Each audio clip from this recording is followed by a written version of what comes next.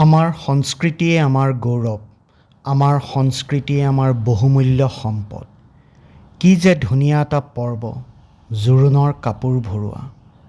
আচলতে ভাবি চাওকচোন, বাকচৰ ভিতৰত অকল কাপোৰ, গহনা এইবোৰেই ভৰোৱা হয়নে?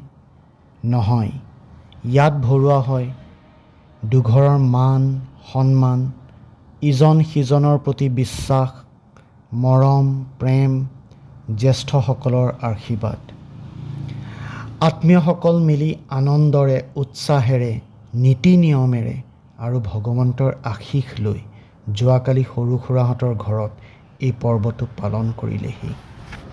সকলোবোৰ ৰাহি তেওঁলোকৰ পদধূলাৰে খুৰাহঁতৰ ঘৰৰ পৰিৱেশটো পবিত্ৰ কৰি দিলে। দিনটো বৰ ভালকৈ আনন্দেৰে পাৰ হ'ল।